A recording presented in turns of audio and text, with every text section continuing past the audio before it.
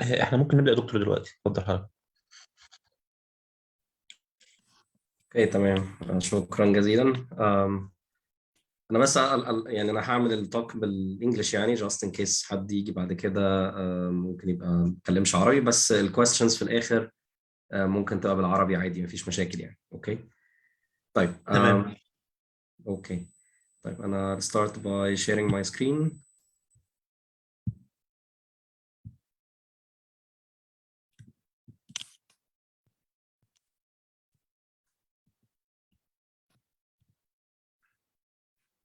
شايفين السكرين بتاعتي صح؟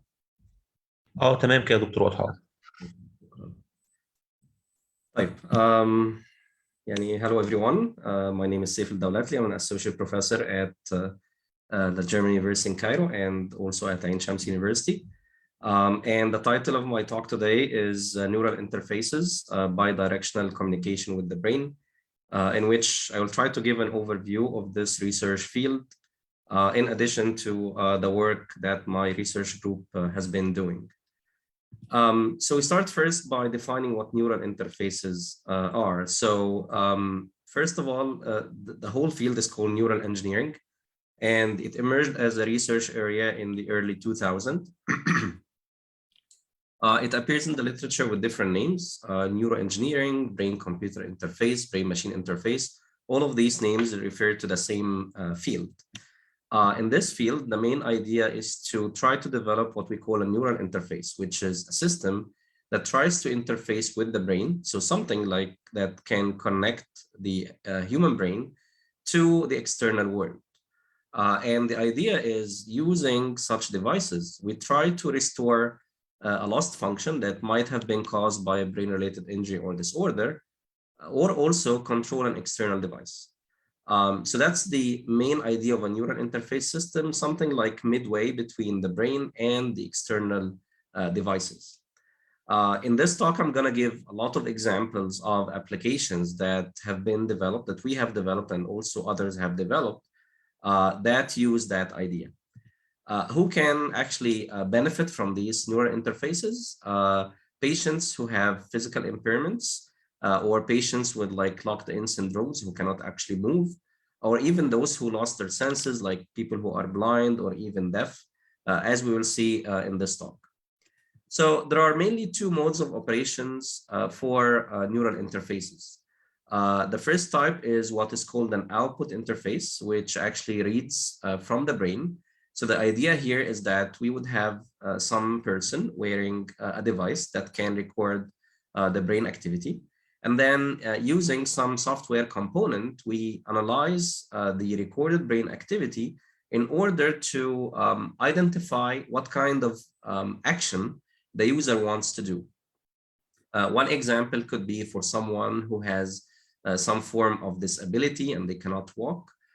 If they use a wheelchair, they can actually try to control the movement of the wheelchair using their brain activity instead of using their actual hands. Okay, so that's what an output interface is, something that we output signals from the brain and then use that to control an external device. The other mode of operation is what is called actually an input interface. In that case, we're not reading from the brain like in the output interface, we are actually writing to the brain, sending signals to the brain. And the one application that actually uses this input interface is visual prostheses, or those systems that are capable of restoring vision to the blind. The idea here is that if there is some scene that someone wants to see, but that person is blind because of some problem with the eye, what we do is that we take that scene and try to send electrical signals to one location in the brain. Those signals are supposed to be somehow similar to the signals that would have been received from the eye, because the way we as humans or any living creature actually sees is that the eye, kind of like what it does is actually converting light into tiny electrical pulses. Those pulses actually travel along the way inside the brain. So if the eye is not working, those pulses will not reach the parts of the brain related to vision. So the idea here is that we're trying to bypass the eye, give electrical signals directly to the visual, the human visual system, and then the person should see something using that technique. I'm going to talk about that in the second part of my talk. So my talk has two actually parts. The first part, we talk about the output interfaces. And then in the second part, we talk about the input interfaces. Okay. Okay. So let's now go into the first part of the talk, which we talk about the output interfaces. I'm going to use here the electroencephalography as an example, which is one technique that we actually use in order to record brain activity. Electroencephalogram, or EEG, is a way that we record signals from the brain in a non-invasive fashion, meaning that there is no need actually to penetrate the brain to get those signals. As you can see here, the subject would be wearing a headset. The headset has multiple sensors. They are distributed across the head from outside. This is the typical, actually, traditional EEG recording system. As you can see, lots of wires coming out of it. More recently, we started seeing those devices that can record EEG activity, but they are actually wireless. So they actually do not have any wires, as you can see, and they can actually communicate with the computer device wirelessly as well. Those devices actually open the door for lots of applications that could be actually applied outside the hospital, non-clinical applications, as we will see. So what kind of signals can we record with these devices? One very well-known example of EEG activity is what is called actually P300 signals. So what's a P300 signal? This is one example of a signal that we see in the brain. This is how the signal looks like. It's a strong peak that happens around 300 milliseconds. When does that peak happen in the EEG? When a rare event is displayed in front of a subject, that P300 component is actually recorded in the brain activity, which is a large positive wave that occurs approximately 300 milliseconds, around 300 milliseconds after the event happens. So that just very simple signal that we actually observe in the EEG, there are lots of applications that have been developed actually using that signal. So let me give you one example. Let's assume we have someone who has some form of disability and they cannot use their hands in order to type, for example, type on a keyboard, okay? And that person wants to write something on a computer. So the idea here is that we can use a neural interface to allow that person to type characters, but using their brain activity without using their hands. How would we do that? So we would have the subject wearing a headset that records brain activity, EEG signals. And then let's say that we are going to present the subject with a grid of characters, as you can see here, a grid that has the English alphabet letters and numbers as well. Let's assume in the beginning that the person wants to write the letter O. So what the person would do is that he or she will focus their attention on that letter. Now, what we will do is that we do not know which character or which letter the user is looking at. So we will start actually flashing the rows and columns of this grid randomly. For example, we will flash this column. So this column does not contain the letter O that the user is focusing on. Now, when this column is flashed, we would observe what's called like a noise or a background signal, what we call a non-P300 signal, not that P300 signal that we just talked about. Now, the same thing will happen if we flash, for example, the second row. The second row does not contain the letter O, and therefore we will also record this non-P300 signal.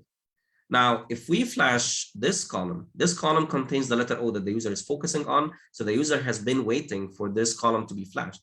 Once this column is flashed, we will actually see that P300 signal, very clear, distinct peak that appears in the EEG.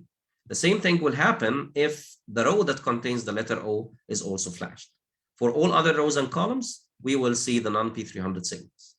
Now, after we do that flashing for multiple rounds, we can then identify the character the user was looking at by finding which column we received the P300 signal and which row we received with its flashing the P300 signal.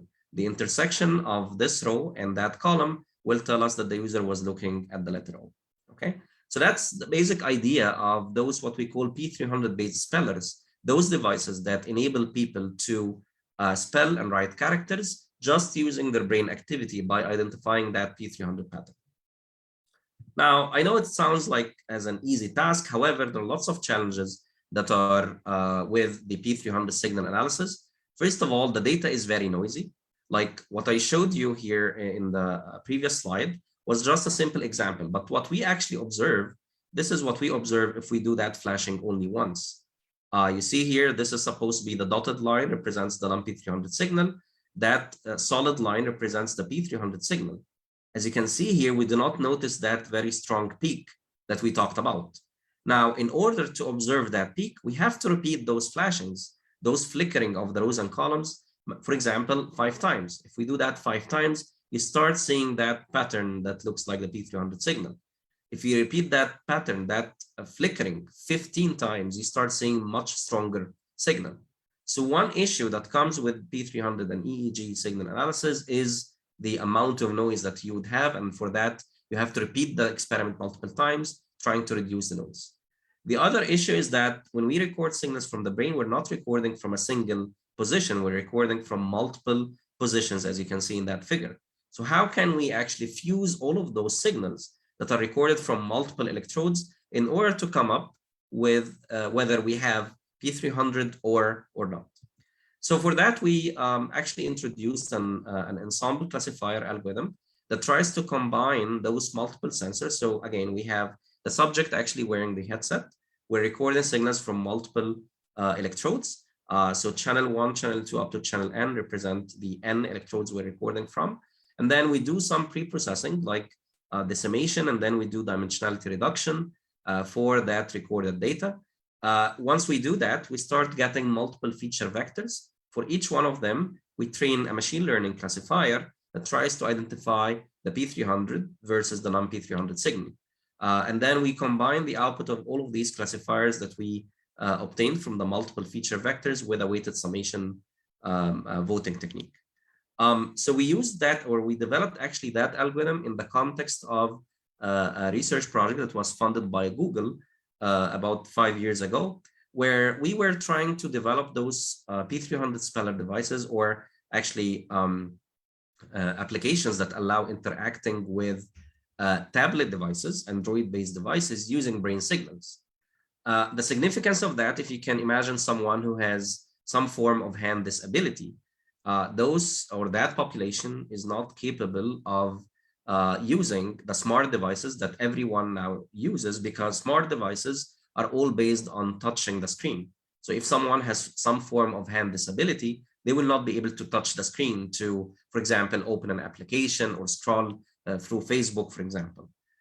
So we tried to develop applications that allow actually the interaction with Android-based devices using brain activity. That would help people with this ability to interact with touch screen-based devices. We record the brain activity using a hardware device called the emotive headset. We do pre-processing and feature extraction. We do classification. So these 2 steps are actually implemented using the algorithm I explained in the previous slide. And then we get the output command. Let me show you here one video. So in that video, I'm going to show you here our implementation of a speller application that uses the P300 technique, but applied on the Android device running entirely over an Android tablet. So here the subject wearing a headset. And as you can see, we have on the tablet, we have a grid of characters. We're flashing the rows and columns. That project was actually done at Ain Shams University. So the subject here was trying to spell the word Ain Shams. A is the first character. Now the user is focusing on the letter I, as we explained. We flash the rows and columns, trying to identify when the P300 signal would be evoked. Once the system actually analyzes the signals and identifies where the P300 is, it actually produces the character. You can see here, we see the character I, and then the next character would be N, the third character of the word Ain or AIN, and so on. The video actually continues until the user is capable of writing the whole word Ain Shams. So that's one application where we actually use the P300 or brain-computer interface, a neural interface that allows people here to write, just type characters without using their hands. We tried to enhance that system over multiple actually projects. One idea was, instead of doing the flashing of the rows and columns as a grayscale, like what we saw in the previous slide, we tried actually using colored flashings. And the motivation behind that is that most probably colors would actually grab the attention of the user much more than the black and white flashing. In fact, when we did that experiment, what you can see in that figure, here the red curve represents the P300 signal that was recorded using the colored interface. The black one here represents the P300 signal that was recorded using the grayscale interface. As you can see, the amplitude of the red signal is higher than the black one, which means it would be easier for the algorithm to identify the P300 signal versus the non-P300 signal. What did we get with that? Actually, as you can see in this table here, we tried that on 4 different subjects. And these are the recognition accuracies of the characters the users wanted to type for each subject when they use the colored interface versus when they use the grayscale interface. As you can see, on average, we got 86% with the colored interface, while the grayscale got 70%. So that's actually one other application of the P300 based, in that case, colored spellers. What else can we do with that? Another idea is that instead of only using that for spelling, writing characters, we can actually use the same idea of the P300 signal to control external devices, like, for example, a wheelchair. So the idea here is that when we explained what the P300 is, it's not really restricted to the use of characters. In fact, any event that you would be waiting for, whenever it happens in front of you, the P300 signal gets evoked, whether that event is a character, a symbol, or even something audio. So based on that, this is what we did. We would have a user here sitting on a wheelchair, and a screen in front of the user would show actually multiple locations. Imagine that someone lives inside the house, that person is disabled or has some form of disability, and that person wants actually to move from one location inside the house to another location.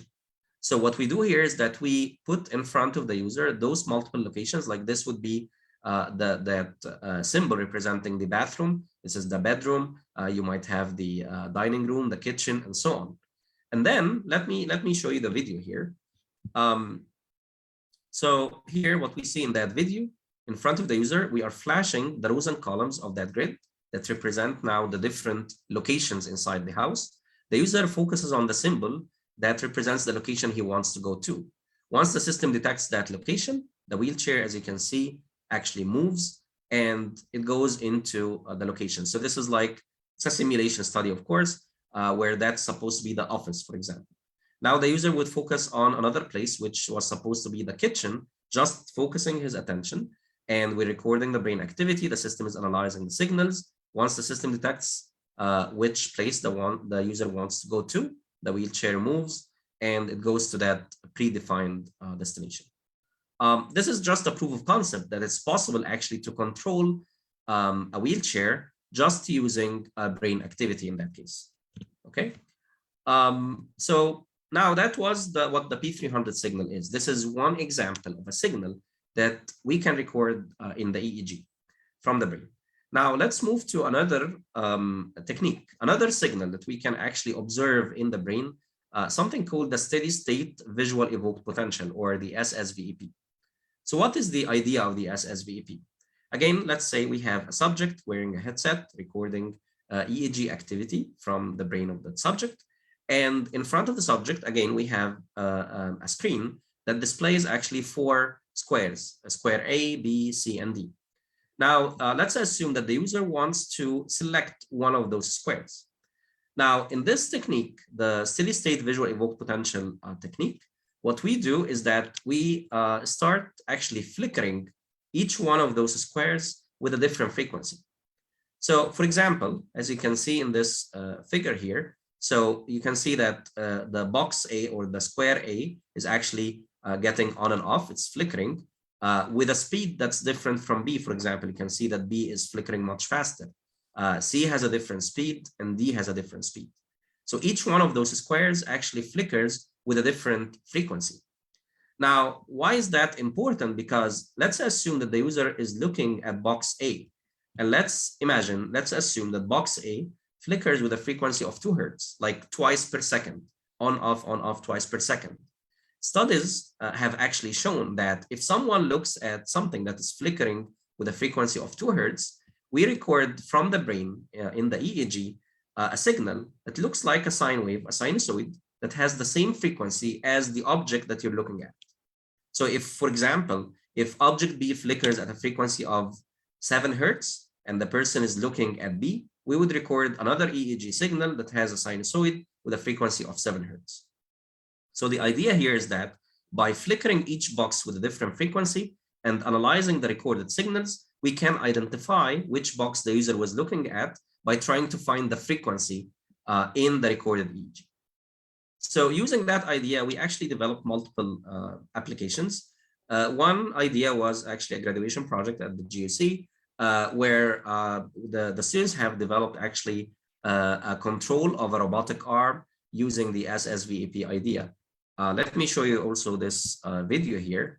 As you will see, the user we're recording the EEG from the user here in that case, and the user is actually looking at the screen. Now the screen has multiple boxes, as you can see, flickering with different frequencies.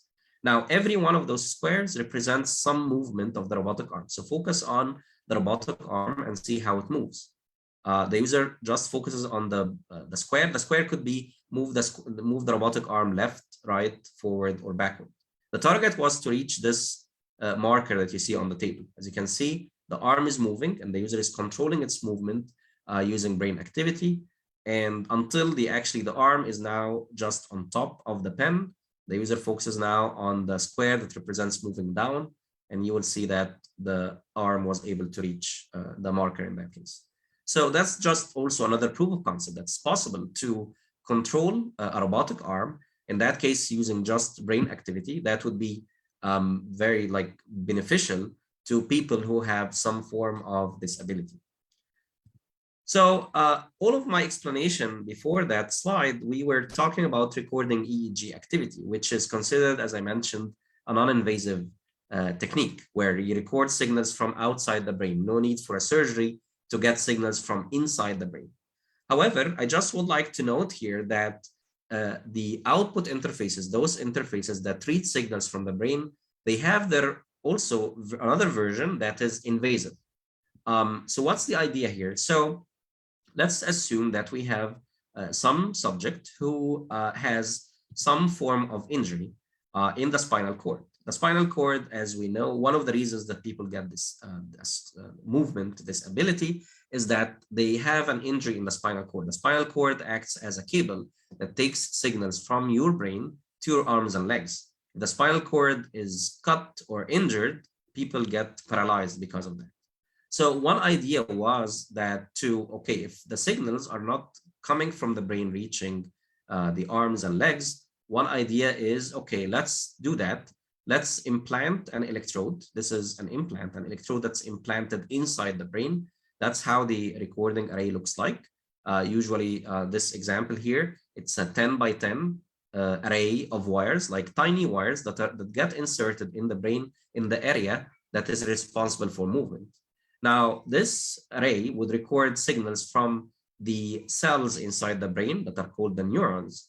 And then that activity gets analyzed by a decoding algorithm that often contains a machine learning algorithm in order to identify, for example, which direction the user wants to move in. So for example, the user imagines moving his arm in a certain angle. So we try to identify that angle from the signals. Those signals are coming from that area in the brain related to movement.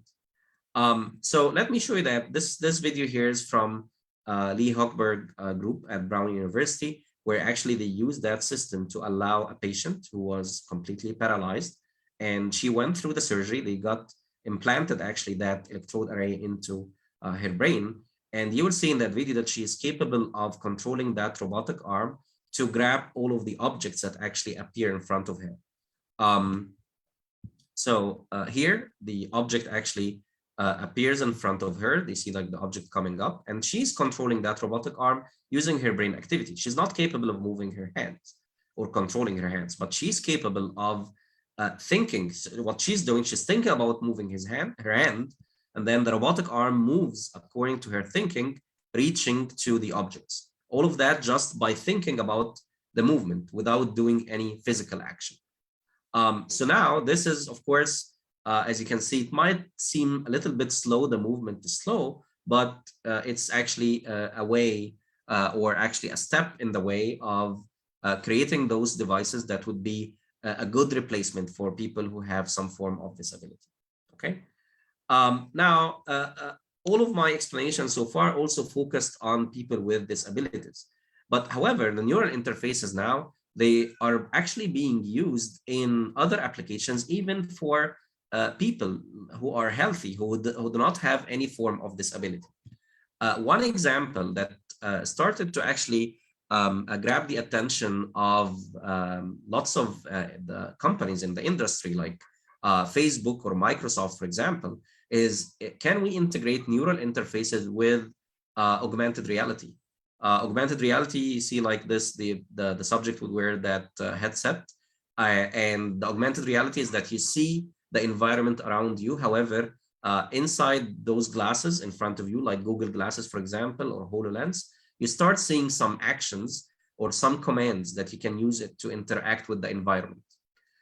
So what we actually tried to develop here is that can we control that augmented reality system, but using a brain-computer interface?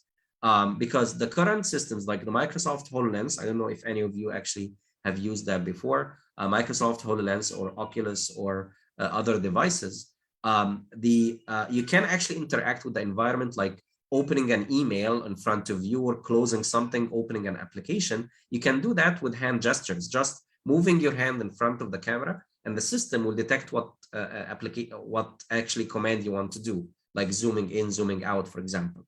But we tried to replace that input that is normally comes from hand gesture recognition by a BCI, just thinking about something and it happens. This is like one example of the interface, like the user would have inside. This is like what the user sees through those glasses. And those blocks, you see those squares here, those squares are actually projected on the screen or on the glasses in front of the user. And the user can choose one of these commands just using the brain activity. This is still work in progress, but we got actually some decent results as an initial start, where we tried that on 3 subjects and we got an accuracy of 71.5%. The users are capable of interacting with that environment in a good way. That's one application that is actually not for people with disability. That would be the future of augmented reality. Another application actually is the use of BCI for automotive applications. That also has started to see some interest from automotive companies. So that was actually a graduation project at Insurance University, where we tried to develop an emergency braking system using actually EEG activity. It was actually sponsored by Mentor Siemens Business. The idea here is that if someone is driving their car and some event happens in front of them, like for example, the car ahead of you actually brakes suddenly. Now, the natural reaction is that you should hit the brakes so that you do not actually have an accident with the car ahead of you. So what we do here is that we try to detect the brain signal that represents that I want to hit the brakes, and try actually to take that signal and send a signal to the brakes of the car to stop the car, even though the user hasn't yet pressed the brakes pedal. Normally you press the brakes pedal. So we want to detect that the user wants to stop the car before actually he takes the action, before he presses the brake pedal with his leg or his foot. Let me show you here this video. So this is, we actually designed that system and experimented with it on a simulation. The user is actually driving the car, and in front of the user, there is a screen simulation environment. See the car in front of him brakes. So now this is what happens. Focus on this. There is a LED here. You see that LED? I'll do that in slow motion. So here's what happens. The car brakes, You can see this LED is on even before the user presses the brakes pedal.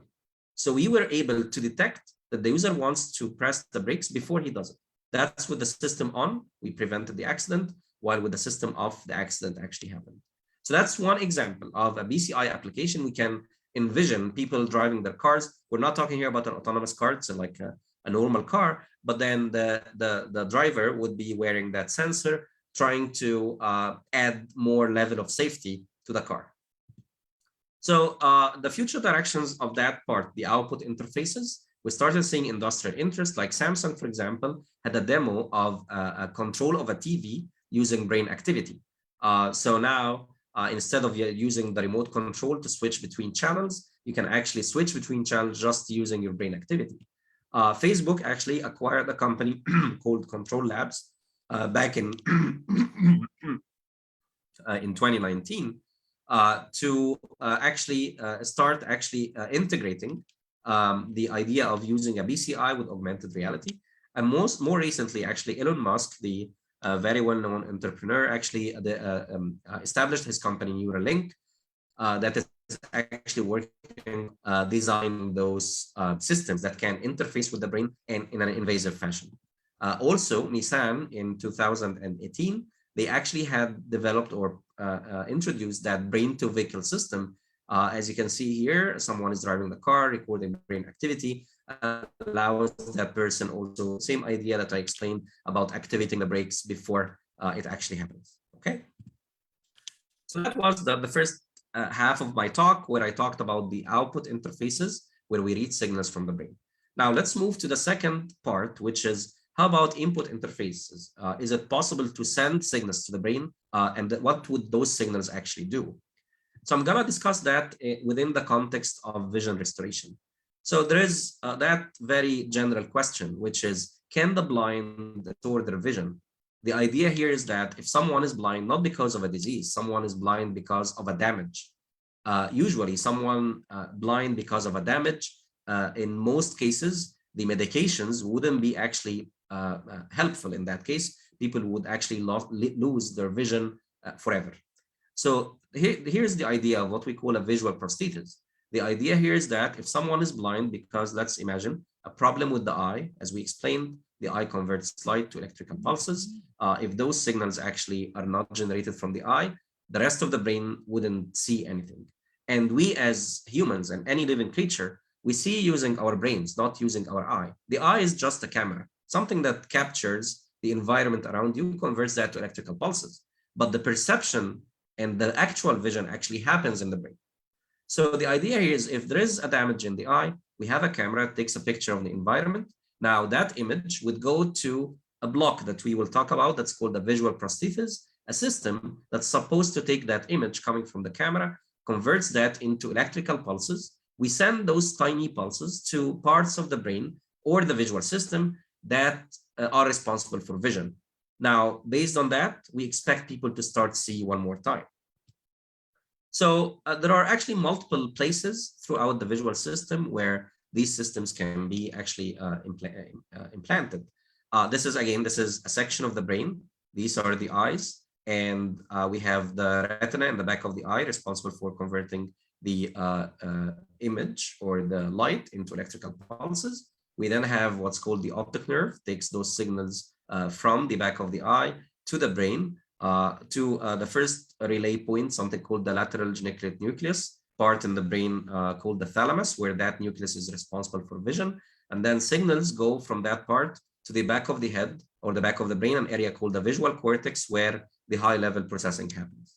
So there have been actually multiple efforts trying to develop those visual prostheses.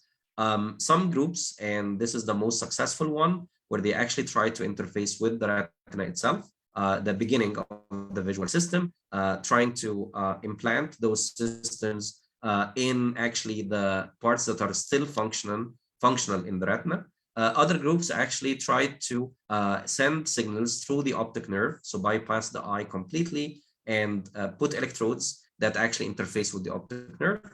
Other groups, including my group, we actually have been working on interfacing with the thalamus. And also the last thing is that some groups actually bypass the whole visual system and try to send signals directly to the visual cortex where the high level processing happens. So the most successful example of visual prosthesis so far is what's called the retinal implant, and specifically one type that's called Argus 2. This is how the system looks like. The patient would wear actually these glasses. These glasses have a camera. The camera captures an image of the environment, and then the camera sends that image into a video processing unit. That device analyzes the image and then sends signals to an implant that you see here. That implant is implanted in the back of the eye in the retina to send signals through the retina to the functional parts of the retina. Those signals supposed to represent the image that the user sees. That device actually got first approved by the FDA in the US in February 2013. And currently, maybe there are more than 500 patients worldwide who are actually using that system right now that helps them to restore their vision. I'll show you here a couple of videos. The first one for a patient who got implanted with that system, as you can see here. So what you see here is that this patient has been implanted with the system. She's walking around, as you can see. That's the video processing unit, sends signals to the implant in her eye. And she was describing in that video that she was finally capable while walking, capable of identifying the trees and the cars. She's capable of recognizing them within that vision of hers. She was completely blind before actually having that surgery, but with the implant, she's capable actually of seeing something.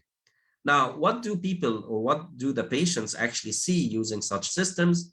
In fact, the image that they actually perceive is a very, very low resolution image. Let me show that video for a simulation of what those patients actually see. So here, in that video, what we see here in the upper part, we have the actual scene. The bottom part here represents what actually the patient would see, a patient who is implanted with that system, okay? Just as you can see, just black and white dots. So how is that a representation of that image? When the camera moves fast, and look here. See that fast movement? You see some change that happens here. Repeat that one more time. With the fast movement of the camera, you can see some change in the pattern that actually represents what the person sees. So for someone who's actually blind, this is a great advancement. Although it's actually a very low resolution image, it's actually not colored, as you can see, just black and white. But for someone who's blind, this is actually much better than not seeing anything. And because that vision that is restored through visual prosthesis, so far, it's actually a low resolution. There is a huge room for improvement that research is trying actually to work on, trying actually to enhance the perceived image in that case. One example, this is actually a project that we have been working on, my research group, where we have been actually trying to develop what are called the thalamic visual prostheses. So it's through funding from the STDF in Egypt and the Comstech TWAS in Italy, through multiple funds from them, we have been working on developing that system. What do we have in that system? Again, we have a camera that takes a picture of the environment. And then we have the image. The image then goes into an encoder block. What does it contain? First, it has what's called a feature extraction block, takes the image and identifies the most important parts in the image. Given that the perceived image is very low resolution, there is actually no point of expressing every single detail in the image. Let's focus more on the most significant features. And then we take those most significant features and then give them to what's called a stimulation tuning block. That block is supposed to tell what kind of electrical pulses we need to send to the brain that actually represent that image. So the main idea that we have been working on, we have been trying to develop those algorithms that could be used to elicit responses using electrical stimulation, similar to what would be elicited using visual stimulation. So what's the idea here? Let's imagine that we have someone who's not blind, and this is the image that the person is supposed to see. Now, if the person sees that image, then multiple stages of the visual system will be activated. Here we're focusing on that area in the thalamus called the LGN. And let's imagine those are neurons, cells inside the brain that are responsible for vision. Now, if the person is not blind and he sees that image, we are supposed to see some activity, like each one of those cells would produce some form of activity. That activity, that electrical activity that we measure as electrical activity, is kind of a translation of that image that the person has seen. Now, if that person is blind, then that image would not cause that activity to happen. So what we are trying to answer, the question we're trying to answer here, how can we set the electrical stimulus, the signals that would be given to those neurons in order to produce the same activity, the same firing rate using electrical stimulation that would be similar to what would have been elicited using the visual stimulus. If we can make those neurons produce the same activity, but using electrical stimulation, we can safely say that the person has seen the same thing and the person has perceived the same image. So in order to test that idea, we first started by working on a simulation study where we actually used a computational model to produce activity from the LGN or to simulate how that area of the brain works. Excuse me.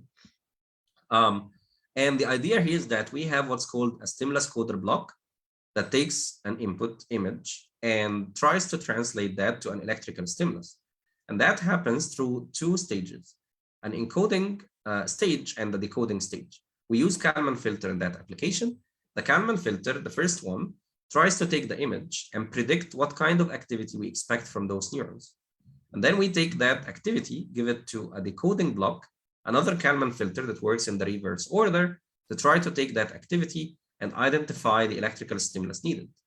We then give that electrical stimulus to the neurons and then record the activity and check if they are similar. So using that idea, as you can see in that figure, what we have in that figure here, the x-axis is time, y-axis is the activity of one cell. The red curve represents the activity from the cell when visual input was normally presented. And the blue one represents when the electrical input was presented. You can see here the red and blue are very, very similar to each other. In fact, the correlation here was 0.87. And across all neurons, we received an average of 0.69. This means that it's possible to make those neurons produce activity using electrical activity or electrical stimulus, sorry, that is similar to what they would have been able to produce if the visual input was presented normally. Another study, we replaced the Kalman filter with a deep learning approach as the modern application of neural networks. And we got actually higher performance than the Kalman-based approach, like in this example as well, a very strong similarity between the electrically evoked response and the visually evoked response. We next took that to the next level, which is the previous two slides where we applied that to a simulation, a computational model of that area in the brain. So we tried to take that to the next level, which is experiment on animals, trying to examine if that system would be able to help, for example, animals to restore their vision. In our experiments, we used rats in that case. You can see here, the rat is completely anesthetized, completely sleeping, and we would have a surgery where we insert electrodes into the brain of the rat. And as you can see here, the electrode is inserted into its brain. The rat is completely anesthetized, not feeling anything actually.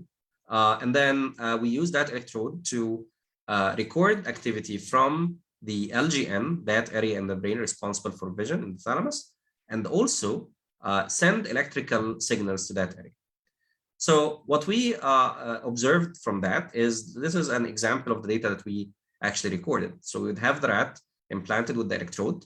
In front of the rat, we would have a screen showing multiple squares that start to flicker on the screen. So this is how the screen looks like. It has 4 rows, 8 columns.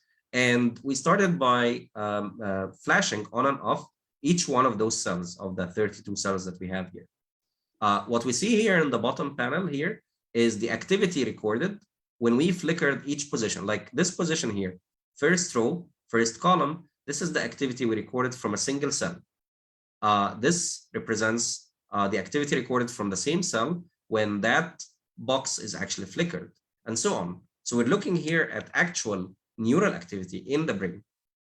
What you can observe here is that It looked like at the second row or the third row, and look here, we have very strong activity that's coming from the cells. Looks like that cell was mostly tuned to that area of the visual scene, because every cell in the brain has a certain area that's actually responsible for. We actually observed also multiple types of activity in that area in the brain. As you can see here, the black line that you see here represents the point at which the flickering starts.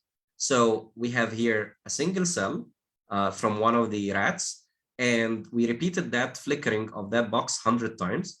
And you can see here that after the flickering is on, right after that, a very short interval of time after that, we have very strong activity from that cell. Now, another cell would have a different pattern, where here, if this is the time where the box would be on, like white, and this is the time point where the box goes off, is black. Now, that cell is activated after the offset of the stimulus, not the onset of it. Another type of cells, actually, they get activated through the entire period of stimulation. So we found out that there are different ways of firing for the neurons in that area in the brain. So our first stage of analysis of this type of data was actually to try to understand how that area of the brain actually works. So we tried to use deep learning for that. We tried to develop a model that would take a visual stimulus, an image, and tell us how that area in the brain would behave, what kind of activity we would get from those neurons. So that's a convolution neural network model that takes the visual stimulus as an input, and also the firing history, the previous firing of the neurons. And then here, after doing all of the stages of the convolution neural network, convolution, max pooling, flattening, and then merging, we got the final output here. Now, using that model, we were able to show that if that is the actual firing of the neurons, excuse me, and that is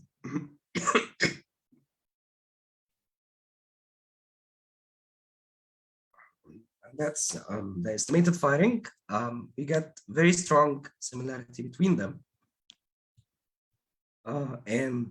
Here, these are the future directions of that field.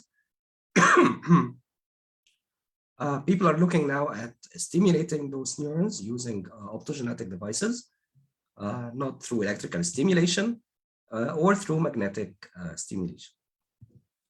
So as a summary, I hope I convinced you that neural interfaces provide devices that can help disabled people. We can read from and write to the brain. It can help us in understanding how the brain works.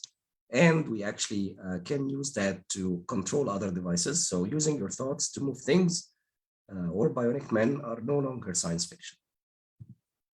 Finally, I would like to thank my collaborators, my students, and my funding agencies. Thank you, and sorry about my voice.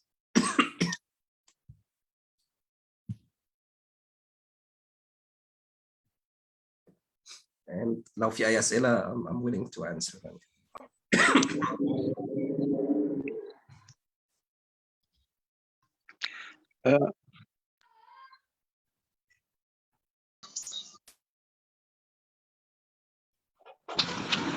Doctor? Hello, can you hear me? اتفضلي.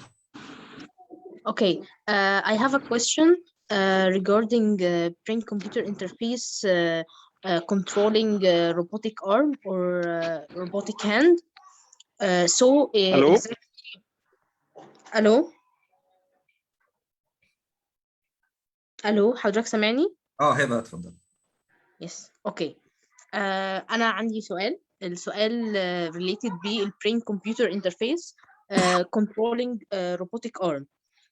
mainly يعني السؤال أو الquestion لو إحنا عملنا acquisition للbrain signal وبدأنا إن إحنا نكنترول بيها robotic arm بغرض إن إحنا نعمل rehabilitation للبيشنت دوت، إن البيشنت هو اللي يكنترول الريهابيليتيشن بروسيس بدل ما النيرس أو الدكتور هو اللي بيقوم بالعملية ديت. بيزد على ريسيرش يعني اثبت ان البيشنت لو هو اللي بيقوم بعمليه الكنترولينج دوت بيحسن الفانكشناليتي بتاعه البرين لو هو مريض مثلا ستروك او افيزيا او حاجه زي كده. فهل حضرتك شايف ان دوت مثلا ممكن يبقى يعني successful project، او ممكن حاجه زي كده تحصل فعلا وتحسن الفانكشناليتي بتاعت البرين بتاعت البيشنت؟ اكيد دي فكره كويسه جدا طبعا، وزي ما انت قلتي بالظبط البيشنتس بيتحسنوا اكتر لما هم يقدروا يعملوا كنترول الروبوتك ارم، غير لما يبقى الثيرابيست هو اللي بيعمل ده. فده اتس دوبل. لو انت عايزه تعملي البروجكت ده انت محتاجه بس يبقى عندك جروب اوف بيشنتس تقدري تسجلي منهم، ويبقى عندك الهاردوير that you need to record البرين اكتيفيتي يعني، وتكوني بقى داتا سيت بتاعتك تقدر انها تساعدك بقى في البروجكت ده يعني. اوكي تمام. طيب يعني اكتر حاجه كان عندي تخوف منها هنا الفكره بتاعت ان البيشنت هو اللي يكنترول الروبوت ارم او الاسيستيف ارم. فهل حضرتك شايف ان دي مثلا حاجه دوبل وممكن تحصل، ولا هيبقى فيها بروبلمز في الكنترولينج بتاع الارم؟ لا يعني هو عاده انت ممكن تبتدي بحاجات بسيطه زي ان احرك الارم مثلا يمين شمال، يعني حاجات مش بنتكلم على فول كنترول اوف الارم خلاص. لما البيشنت هيلاقي ان حاجه زي كده قادر يعملها هو هيتشجع اكتر ان هو يخش في ليفل تاني من الاكسبيرمنت يعني. لكن لو ابتديتي بحاجه صعبه من الاول، عاده الاي جي ما بنقدرش نعمل منه يعني كنترول كويس على الفيري فاين موفمنتس.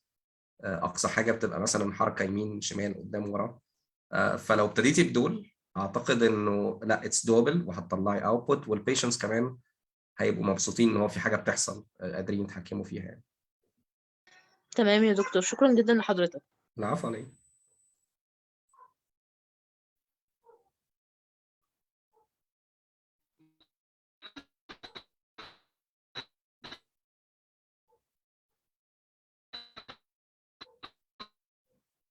اي اسئله تانية؟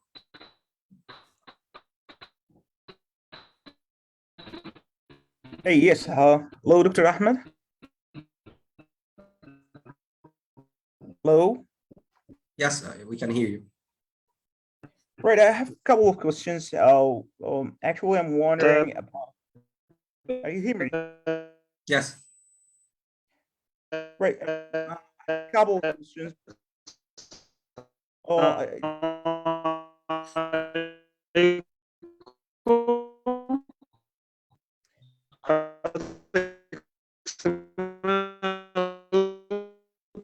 I think we have a scatter. Sorry, I'm not sure I can hear you. Can you please repeat the question if you already asked it? All right. So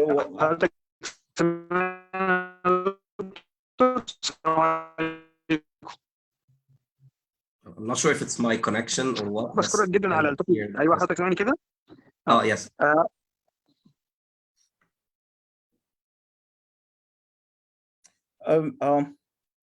It's okay. So you can go first. No, Muhammad, go ahead, please. All right. So I have a couple of questions. One regarding to Kalman filtering. I'm wondering about the model and model fidelity. So those two parts actually. So what is the model you are using with Kalman filter first, and Kalman filter second, and fidelity level of those. So the second question is regarding to the electrical stimulation. What is the level of voltage electric stimulation you are using with rates? And are you agree or disagree about this this point that the boundary of the visual cortex is still unknown? So dealing with stimulation in a specific area probably can be vague for I don't know, but I'm trying to stimulating this point to just check if there is more information. Yes. Okay. So regarding the Kalman filter, we used actually a linear Kalman filter. Might not be necessarily the best idea to model the firing of neurons, given that they are usually nonlinear. But as a start, this is what we started with, a linear Kalman filter. And in that case, we were trying to actually developing two filters, one that maps the visual stimulus to the firing of the neurons, another one that maps the electrical stimulus to the firing of the neurons. In order to estimate what we did is that we collected those training data from our model, and we estimated the parameters of the Kalman filter. The Kalman filter has two equations, so it has like multiple parameters. And we actually estimated those parameters using least squares estimation. So that's regarding the Kalman filter and how we used it. And then when we moved into using deep learning and autoencoder based techniques, which are essentially nonlinear techniques, we observed an enhancement in the results, which might be justified given that, as I mentioned, the firing of neurons is nonlinear, and that's why nonlinear techniques would give us an enhancement. Although I wouldn't say that enhancement was huge. It's like maybe an increase of 0.1 in the correlation, something around that number, which is still good, but not that great enhancement. So that is regarding the using of Kalman filter. Your second question is about the level of stimulation and the yes. boundary of stimulation control over the visual cortex, especially for the rates. Yes. So first of all, we did not actually stimulate the visual cortex. We stimulated the LGN, the lateral geniculate nucleus, that nucleus in the thalamus. It's something like a place in their brain that is on the way from the eye to the visual cortex, some midpoint. It's like a relay point. That's the area where we did the stimulation. That area, the advantages of that area over the visual cortex is that so the retina, the cells in the retina, they have a very clear organization where we know what each cell in the retina is responsible for. Now, when we go to the LGN, actually that representation is kind of preserved. Things are still simple. You can call it at the level of the single pixel in an image. The visual cortex, things get much more complex, where in the visual cortex, you're not actually representing the single pixels in the image. You rather, in the visual cortex, the cells have been shown to be tuned more to orientation of straight lines. Like if you have a line going with that angle, a cell would be activated. If the line goes with that angle, another cell would be activated. But in the LGN or the retina, things are still at the single pixel level. That is what motivated us to go and work on that area, the LGN, rather than the visual cortex. So that's the first thing. Regarding the amplitude of stimulation, we tried actually, one of the things that we tried, like different amplitudes.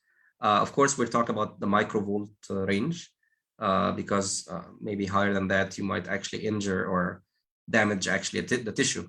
One of the things that we are still actually working on is that how we can use our techniques in order to identify that level of, or that amplitude of stimulation that would be actually the optimal in that case, that the amplitude that we need in order to generate the kind of firing. Because one of the things, you can either actually change the amplitude, you can also send the stimulus in the form of pulse trains, and you can control the pulse frequency. You can fix, for example, the amplitude and change the frequency.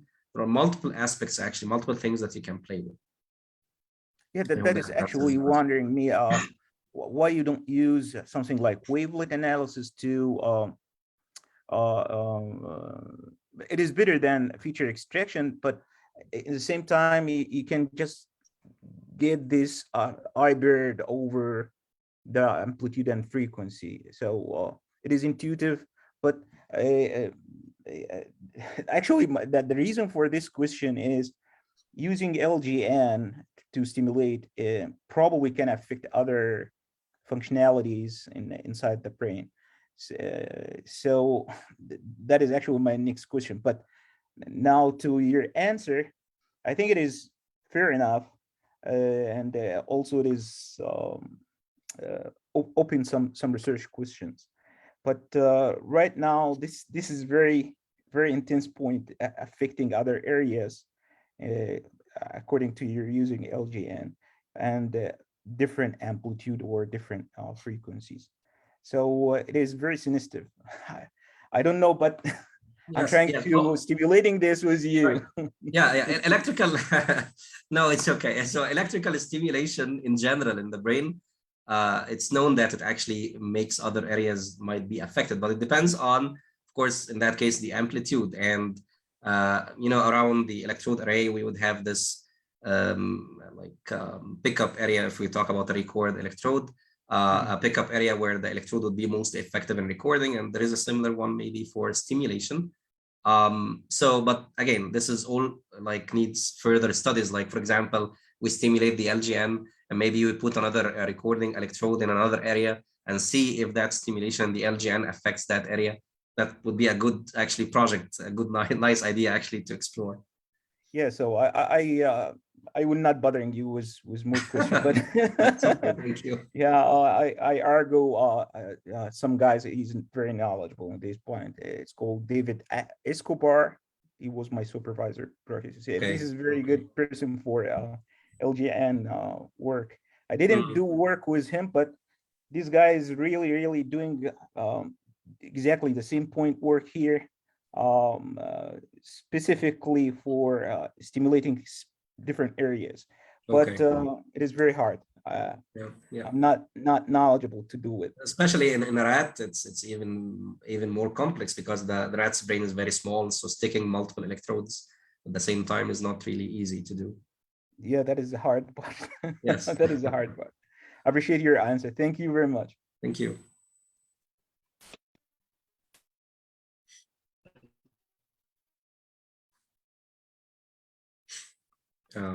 Any other questions? Okay, can I ask a question? Yes, please. Assalamu alaikum, Dr. Seif. Yes, can you hear me? Yes. Okay, first of all, I would like to really thank you and احب اشكرك جدا على التوك بتاعتك الجميله هنا في وان انت حاطط invitation في النيل. First of all, basically. Second question is about the resolution of your electrodes for recording and for stimulation, taking into account that the LGN is a very tiny area, and as my previous colleague mentioned that you can affect different things. So how much was the resolution basically for stimulation and for recording in this case? Yes. The electrodes that we used, they were, as I showed in the slides, actually 4 shanks, and each shank has actually 8 electrodes. Did you get my question? Yes. Can you hear me?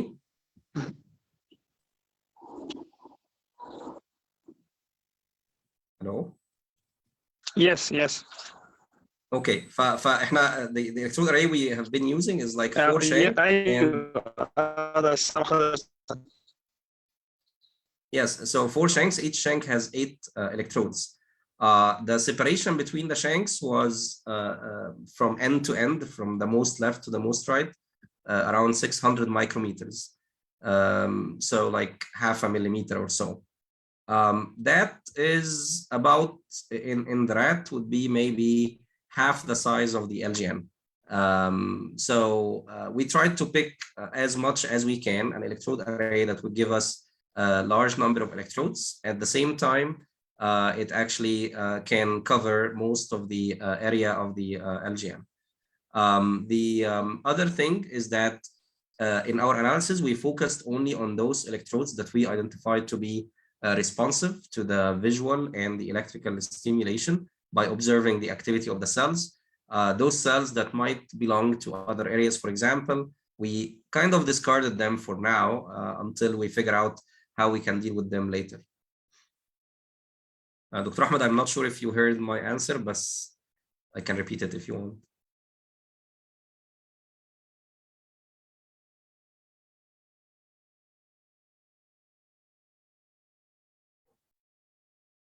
دكتور احمد are you here؟ ايوه حضرتك، ايوه انا جاي. ما اعرفش حضرتك سمعت ولا لا، بس يعني انا ممكن بريفلي كده تاني عشان اسف. انا كنت بقول ان احنا استخدمنا electrode array that has 4 shanks. Each shank has 8 electrodes.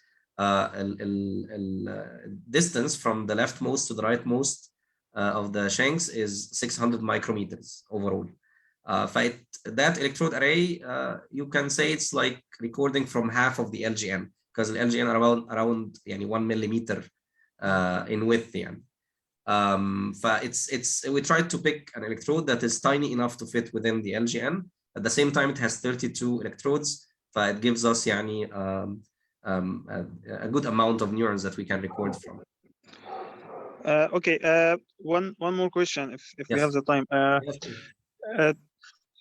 How can we make sure that the recording that you have got basically is related to the eye activity, not other activities? Again, considering that the LGN is kind of a very tiny place and it's like the gateway for the brain. So Yes. everything goes through the LGN or the thalamus to the brain. Yeah, everything goes through the thalamus, but the LGN is specific for vision. It's not for any other area. So other areas of the thalamus, yes, they are responsible for other things, but the LGN is responsible for vision. The other thing is that how we do that, we only, as I mentioned, we only include in our analysis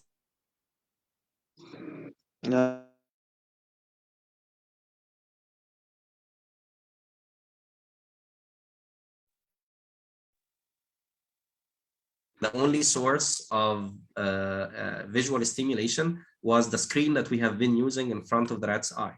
So they see, but we darken everywhere. So that's how we identify that those neurons are actually responsive to visual stimulation. By just like the figure I showed in the presentation that showed multiple panels of activity, those panels actually come from one neuron that is actually responsive to visual stimulation, and we only kept those neurons in our analysis. These are the ones that we dealt with.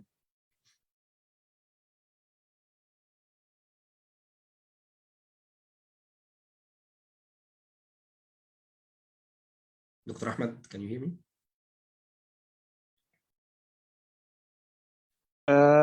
Okay, I think we need to have more offline discussion between ourselves. Okay, yeah, sure. Yes, so أكيد. محتاجين نتقابل basically. Yeah, أكيد طبعا. Let's arrange it. Okay. شكرا يا دكتور سيف فعلا للتوك الجميلة. There is this, I think someone raising their hand, ميرام عايزة تسأل حاجة if time allows يعني. سؤالي سريع. Yes, please go ahead. يعني في الأول بشكر حضرتك على المحاضرة الجميلة. أنا أصلا architecture و urban department interested في neural science وبالذات الهاتسات اللي هي بتقرا السينز وكده، وازاي ده تأثيرها في النافيجيشن للناس في الشارع والمدينة والبيوت وكده. فكنت بسأل يعني سؤالي أكتر، أنا يعني فهمت شوية، بس أنا سؤالي availability بتاعة الهيدسets دي إن إحنا نجيبها ونستخدمها في experiments وكده، ده ممكن يبقى ازاي؟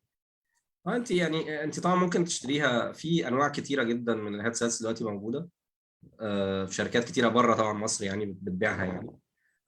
فانت محتاجه بس تعرفي ايه اللي انت محتاجاه من الهيدسيت. يعني فور اكزامبل الهيدسيتس في منها حاجات رخيصه جدا بتلاقي فيها مثلا 2 سنسورز 3 سنسورز، وفي حاجات بتبقى اغلى شويه فيها مثلا 14 او 8 سنسورز. فانت محتاجه بس تعرفي ايه اللي انت محتاجاه بالظبط في البروجكت بتاعك. يعني مثلا انهي جزء من البرين ده اللي انت محتاجه تسجلي منه. لو الهيدسيتس اللي هي فيها 2 و3 سنسورز sufficient خلاص ممكن تجيبيها. اعتقد في حاجات ب $100 و$150 مش غاليه يعني. لكن لو محتاجه حاجه بتكفر عدد اكبر من السنسورز في البرين فهتخشي في حاجات بقى اغلى من كده شويه. بس في جميع الحالات انت ممكن تشتريهم وبتيجي من بره مصر على مصر وعادي بتاخديها يعني. بس ما فيش اماكن في مصر او في جامعة عين شمس نقدر ان احنا نستعيرها او حاجة زي كده؟ يعني هي طبعا الحاجات بتبقى اكتر سبيسيفيك للمشاريع اللي موجوده جوه الجامعه، لان عدد الهيدسيتس مش كبير. فعاده المشاريع اللي موجوده بتبقى يعني عندها نقص في الهيدسيتس، فبتلاقيهم 3 4 5 جروبس شغالين بنفس الحاجه. ففكره ان حد يستعيرها بتبقى صعبه شويه يعني. بلس انه كمان الحاجات دي الهيدسيتس دي بالذات مع الاستخدام بتبتدي انها تبوظ يعني مع الاكسبيرينس يعني. ففي العاده يعني احنا مثلا اي ثينك ان في عين شمس حاليا ما اعتقدش عندنا اي هيدسيت تعتبر سليمه يعني 100%. بس فهي دي البوينت يعني. لكن انت الاول اعرفي بس من البيبرز اللي تحاولي تقريها وكده ايه البرين ارياز اللي انت محتاجه تسجلي منها، ولو الهيدسيتس اللي هي سعرها رخيص تقدر انها تسجل منها ممكن تشتريها، ومش يعني نتكلم في $100 او حاجه زي كده، مش رقم يعني. اوكي، شكرا جدا لحضرتك. العفو على ايه. هو في ممكن حضرتك تشير معانا البرزنتيشن دي يا دكتور؟ اه طبعا ممكن ابعتها لحضرتك عادي، مفيش مشكله. طيب ماشي، الف شكر يا دكتور، شكرا. العفو على ايه. في سؤال اعتقد احمد جمال. السلام عليكم يا دكتور، ازي عليكم حضرتك؟ السلام، ازيك يا حبشي. شكرا على المحاضرة الجميلة دي. لا العفو على ايه. بس كنت عايز بس أسأل حضرتك، هو اشمعنى الراتس أولا؟ يعني هل على الافيلابيلتي بتاعتها، ولا مثلا هل مثلا كاناتومي الراتس قريبة مثلا في حاجة؟ يعني هو المفروض دي ستيب اللي بعد كده يعني تبقى حاجة للهيومن يعني. صح. فالسؤال الأول، هل الراتس دي يعني ليها اشمعنى الراتس؟ تاني سؤال، الامبليكيشن بتاع الانفيسيف بروسيس دي هل متاخد في الاعتبار، ولا يعني لونج تيرم اه امبليكيشن؟ ماشي. هو شكرا. بالنسبه للراتس يعني هم طبعا الراتس البرين بتاعهم هم يعتبروا من الماملز يعني، وبالتالي البرين اتليست الارياز بتاعت البرين هي نفس الارياز اللي عندنا احنا از هيومنز او المونكيز او كده، طبعا مع اختلاف بقى السايز والحجم والاماكن اللي هي بتبقى اكبر او اصغر، ولكن هي نفس الفانكشناليتيز يعني. فعشان كده الراتس يعتبر موديل كويس بدائي يعني تبتدي بيه لو انت هتعمل حاجه عايز توصل في الاخر لحاجه فيها هيومنز. فالراتس تعتبر يعني يور فيرست ستيب. ايديالي طبعا انت تبقى شغال على مونكيز او بقى على هيومن سبجكتس بعد كده يعني. فده طبعا ليه بقى اخترنا راتس، ما اخترناش مش نشتغل على مونكيز؟ الافيلابيلتي الحقيقه. موضوع المونكيز يعني بالذات في مصر مش سهل قوي ان انت تعرف تجيبه، طبعا وبعدين انا قصدي استعدادات بقية الحيوانات، يعني الحاجات مثلا قطة مثلا، او يعني قصدي ممكن وات ايفر يعني. ممكن، لا يعني ممكن طبعا تشتغل على الكاتس، ممكن تشتغل على الرابتس. هي الفكره كلها بيزد على الاكسبيرينس بتاعت التيم اللي شغال، وهم التيم ده يعني انا مثلا انا شخصيا كنت شغلي كله قبل كده على الراتس، فكان الاسهل حاجه ان احنا نبتدي بالراتس. لكن طبعا يعني احنا ممكن في المستقبل نبتدي نبص على انيمال سبيشيز ثانيه يعني. طب لكن وحضرتك مفيش حاجه تمنع نشتغل على كاتس او رابتس، اتس فاين يعني. طب والبروسيس دي حضرتك يعني حضرتك اللي بتعملها، ولا مثلا بيبقى في حد سبيشاليست في لا الموضوع؟ انا يعني من وقت البي اتش دي بتاعتي في امريكا كنت اتعلمت الكلام ده بيتعمل ازاي، فانا بعملها وبترين بقى الستودنتس اللي معايا ان هم يعملوا الكلام ده، فبقوا يعني مع الوقت بيعرفوا يعملوا الكلام ده لوحدهم يعني، حتى لو هم انجينيرنج باك جراوند يعني مش بيولوجي اوكي، او فارماسي او كده.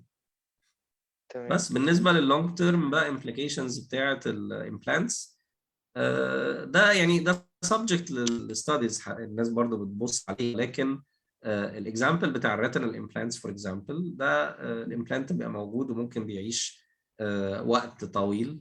اي نعم ممكن مع الوقت يبتدي يحصل دامج للسيستم، فيضطر اليوزر ان هو او يغير. البيشنت يعني ان هو يريبليس الكلام ده. م. ف it might happen. بس في الاخر يعني لو انت بتتكلم ان الالكترود ده ممكن يعمل مشاكل، لا يعني لو اتعملت السيرجري بشكل مظبوط زي اي سيرجري بتاعت بقى بنتكلم على يعني نيورو سيرجري يعني، الدامج اللي بيحصل بيبقى يعني مش كبير. اكيد في دامج وانت بتحط الكترود جوه البرين، الالكترود ده هو نازل بيخبط في حاجات وبتاع، بس يعني في تكنيكس دلوقتي سيرجيكال تكنيكس كتيره تقدر انها تعمل ده بشكل فيري سيف وما يعملش مشاكل، لان في ديفايسز موجوده في الحقيقه. اكزامبل مثلا زي علاج الشلل الرعاش او الباركنسون ديزيز، في حاجه اسمها ديب برين ستيميوليشن. ده سيستم اوريدي موجود والناس بتعمل العمليه دي. الديب برين ستيميوليشن ده الكترود برضو بينزل من فوق خالص لحد جوه البرين، وده السيستم ده لما بيشتغل بيساعد الناس انها تقدر فكره الشلل الرعاش الموجود تختفي ويقدروا يتحركوا بشكل كويس. وبيقدروا يعيشوا بالسيستم ده يعني 10 سنين و15 سنه مفيش اي مشكله يعني. فالنيو سيرجري يعني تقدر انها تحل المشاكل بتاعه الامبلانتيشن دي يعني. تمام، شكرا يا دكتور، ألف شكر. العفو عليك. طيب في اي اسئله تانية؟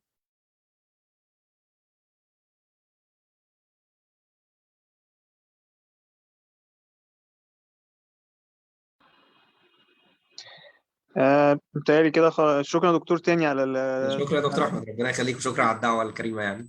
ربنا يخليك، شكرا يا دكتور، شكرا. شكرا لك. مع شكرا يا السلامة. جماعه، مع السلامه.